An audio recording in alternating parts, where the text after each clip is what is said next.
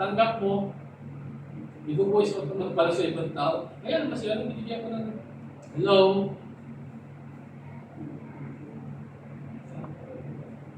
Kung magbibigay ka, sa kalooban. Hello? At ulitin ko po, ito po minsan na mga nagiging dahilan bakit po nagkakaroon ng division sa church o di kaya sa pananampalataya. Amen? Pero kung magbibigay ka na may pag-ibig, bukal sa kalooban. Di ba? Hindi yung bibigay ka, imuha na. Imuha naman loob. Di ba? Kaya nga, paulit-ulit sinasabi ni Apostle Paul, the greatest of these is love. Amen? At marami pa po, no? At sa unang panahon, kadalasan po, failure po ang church dahil po sa nakakalimot talaga sa sarili. Dahil napupoint sa sarili yung glory. Hindi na pupunta ang glory kay God. Hello? No? Kaya nga po, paulit-ulit na sinasabi ni Apostle Paul na yung gifts na dapat meron tayo, gamitin natin para makapagbigay ng kaluwalhatian sa ating ng Diyos. Amen? Sa ministry po namin, nakakatuwa po. Nagkaroon po kami ng church member na nagtatrabaho sa palayan. Nung nag-harvest siya, binibigyan niya kami ng bigas. Hindi 1 kilo, hindi 2 kilo, 1 sakong bigas. At hindi po 50 kilo na bigas. Dahil ba po yung 50 kilo na bigas? Di ba? Yung malapat, puno ng bigas. Nagkaroon kami ng church member, nagtatrabaho sa manukan. Wala po kami problema sa ulam. Yung type po na yun, 2 lang kami ni Daisy. Mag-Bible study kami sa bahay nila. 1 lechon, 1 inoven. Lechon sa uling, 1 oven. Tapos ng Bible study, kain. Ayaw nila kumain. Ba't tayo kumain? Sawahan na kami sa manok, parang kulak na lang sa amin pag kumakain kami. Hindi na kaya maubos yung manok, yung ulam. I-take home pa na, ibigay mo sa amin. Take home. Tapaw. Bago kami umuwi, ibigyan pa kami ng buhay ng manok. 7 piraso, 2 lang kami ni Daisy. Ngayon, ang problema kami, saan kanina namin ibigay. Ganyan po yung mga anak ng Diyos, amen? Yeah. Nagkaroon po kami ng church member sa tuwaran. Nag-aalaga sila ng mga hipon. Alam niyo yung mga tiger prawn, pang-export. Malalaking hipon. May mga reject na hipon, hindi na nila i-export yun. Sabi ko, kuya, baka pwede makabili ng 2 kilong hipon kasi mag-birthday anak namin si Jaira. Kailan na, di ko nakakalimutan. Kailan mag-birthday anak mo? Sa Webes. Miyerkules ng gabi atin ko. Miyerkules ng gabi, dumating sa bahay. 2 styrofoam puno. Hindi reject ang binigay. Tiger prawns. Pang-export. Kuya, ang dami nito. Sa'yo na yan. Yung styrofoam, bago pa, no? Kuya, pag naubos na, babalik mo yung styrofoam. Sa'yo na rin ang styrofoam. Hello? Diba? Kaya po galing ang ating Panginoon. Amen? Amen. Una po, no? Balik po tayo sa topic natin. Sa ating pong pagbabasa sa 1 Corinthians chapter 13, verse 1 hanggang sa verse 13, ito po ang ating mga pag-aaralan. Una, love gives value to every action. Dalawa, love endures and brings everything to completion.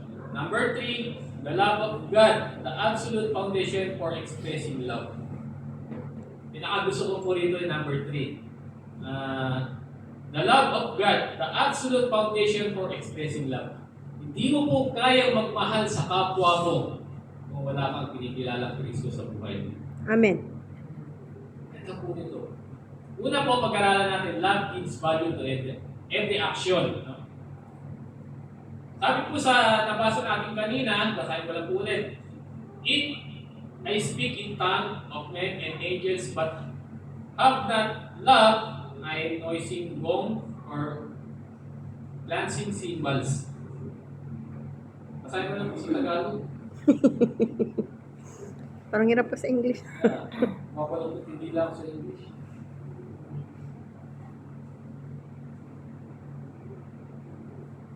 Makapagsalita man ako ng mga wika ng mga tao at mga anghel kung wala naman akong pag-ibig para lamang akong kampanang umaalingaw-ngaw o pompiyang na maingay.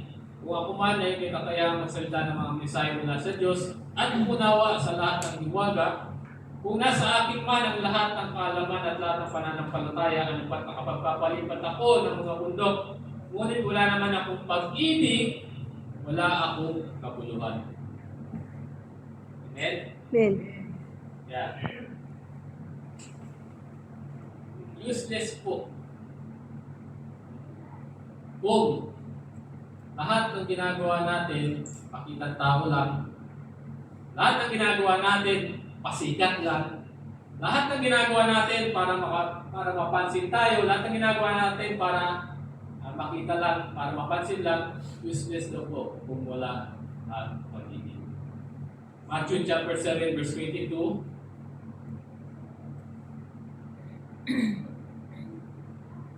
Matthew chapter 7 verse 22 hanggang sa verse 23. Sa araw ng paghuhukom, marami ang magsasabi sa akin, Panginoon, hindi po ba't sa iyong pangalan ay nangaral kami? Nagpalaya sa mga demonyo at gumawa ng mga himala. Verse 23, ngunit sasabihin sa kanila, hindi ko kayo kilala. Lumayo kayo sa akin, kayo mga gumagawa ng kasamaan. Natatandaan ko na yung isang kwento sa Bible, ito Matthew chapter 7. Meron daw po mga nagpapahayag ng salita ng Diyos. Amen. Pero dumating yung time, dumating yung judgment day. No? Hindi sila kilala ni Jesus Christ. Bakit kaya? Hindi sila kilala. Ang sabi dito sa verse 23, ngunit sasabihin ko sa kanila, hindi ko kayo kilala. Balik natin, sa araw ng paghukom, marami ang magsasabi sa amin, Panginoon, hindi po ba sa iyong pangalan ay nangaral kami, nagpalaya sa mga demonyo at gumawa ng mga himala. Marami po nito. Mga nagsasalita, nagpapayag ng salita ng Diyos. Mga magagaling magsalita. Pero pagdating ng araw, verse 23, sabi po dito, hindi ko kayo kilala, sabi ng Panginoon. Mayo kayo sa akin, kayo mga gumagawa ng kasamaan. Ano po ibig sabihin nito? Marami po ang nagpapayag ng salita ng Diyos para po saan? Ang tunay na purpose nila ay tatlong bagay. Kwarta, pera, salapi. Nagpapayag daw po sila ng salita ng Diyos. Hindi po talaga nila dinadala ang tao para makakilala sa ating Panginoon. Ang tunay na purpose nila ay pera, kwarta, salapi. O di kaya, sikat eh. Marami na nanonood eh, maraming views. Pasikat. Hello? Gusto po ba natin pagdating ng time, judgment day, sasabihin sa atin ng Panginoon, ay sino ka? Sino ka? Hindi kita kilala. Nakakalungkot. Amen?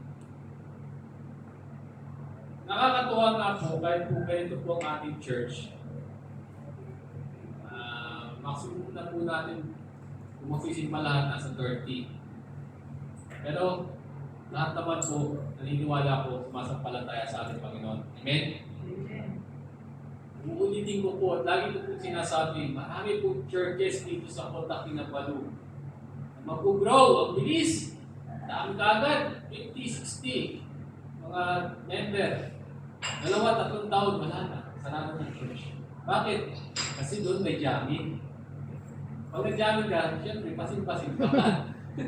Hello? Kaya kung di ka magsisimba, baka hindi ka madjaminan. Hello? Totoo. Tatlong taon. Paglipas ng panahon, asa na church. Bakit po? Dahil ang tunay na pagpunta sa church, hindi po para sa Panginoon. Para sa jamming. Hello? Isa pa po, nakakatuwa. Meron pong Church Filipino Congregation sa terminal sa Inanam. Yan po yung terminal ng bus galing sa Sandakan, Tawau, Landato. Minsan may bisita sila na pastor galing Pilipinas. Sabi ng pastor, Pastor, nakakatuwa yung church ninyo. Ang dami ninyong member. Punong-puno ang simbahan. Sabi naman ng pastor mismo na church na yun, sa pastor na bisita, alam mo, pastor, ngayon lang kami dumami ng ganito. Kasi, ang baba may hulihan, immigration. May mga Pilipino na nakakita sa simbahan. Ang dami, puno ang simbahan. Nakakatawa po, hanis po yung pastor. Ngayon lang po yan, pastor. Kasi may hulihan sa baba, kaya nakisyatan sila dito. Ano po ang tunay na purpose? Si God. Pang sarili lang. Amen? Kaya nga po, mag-ingat po tayo. Mark chapter 10 verse 45, sapagkat ang anak ng tao ay naparito hindi upang paglingkuran, kundi upang maglingkod at upang mag-alay ng kanyang buhay para sa ikatutubos ng marami. Dapat po gawin natin example si Jesus Christ. Amen? Si Jesus Christ nga po, hari na ng mga hari, Diyos na mga Diyos, nagkatawang tao, nagpunta rito sa sanlibutan para magsilbi sa mga tao. Dapat po si Jesus Christ ang ginagawa natin example. Minsan po, yung iba kasi, naririto sa gitna, ginagalang na pastor, nakita, sinasagot yung kinakamayan, pero minsan nakakalimot sa sarili, tinataas niya yung sarili, nakakalimutan na itaas si God. Hello? Kaya nga po, Mark chapter 10 verse 45, sapagkat ang anak ng tao ay naparito hindi upang paglingkuran, kundi upang maglingkod at upang mag-alay ng kanyang buhay para sa ikatutubos ng marami. Acts chapter 20 verse 19, buong kapakumbabaan at